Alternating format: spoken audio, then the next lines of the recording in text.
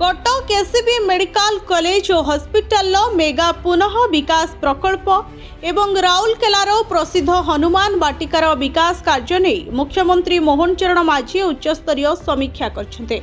लोकसेवा भवन में अनुष्ठित बैठक रे उभय प्रकल्पर अग्रगति सह भित्तिभूमि यातायात और सौंदर्यकरण उपरे आलोचना होइछे।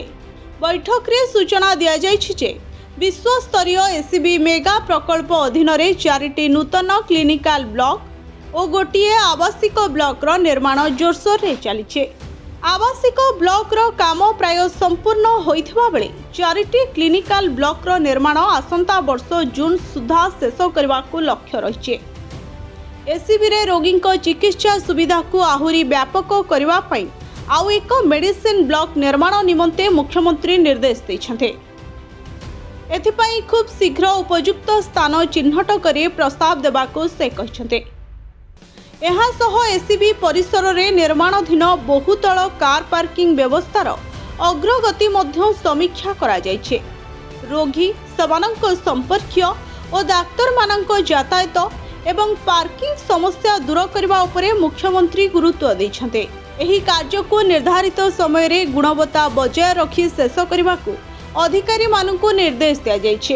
तालदंडा केनाल दुई पार्श्वरे आधुनिक सौंदर्यकरण सह प्रशस्त रास्ता और उन्नत ट्राफिक कॉरिडोर निर्माण उपरे मध्य जोर दिया जायछे।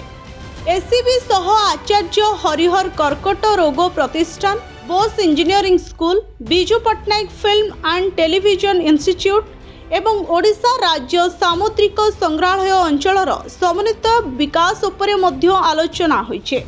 अन्य पक्षरे राउरकेलार हनुमान बाटिकार पुनः विकास नहीं मध्य मुख्यमंत्री गुरुत्वपूर्ण निर्देश दैछन्ते। बाटिकार विकास कार्य को एहार धार्मिक और आध्यात्मिक भावना सह समन्वय रक्षा करने को Odisha bridge and construction corporation को परामर्श दिया जायछे।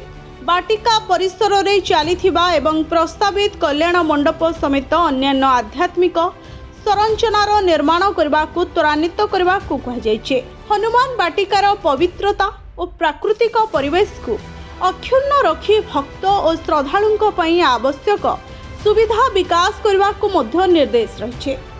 बाटिका बाहर अंचलर सौंदर्यकरण, प्रशस्त रास्ता और आलोकीकरण पई विस्तृत प्रकल्प रिपोर्ट प्रस्तुत करने को पूर्त विभाग को कहा जायछे। Bureau report, Odisha fast.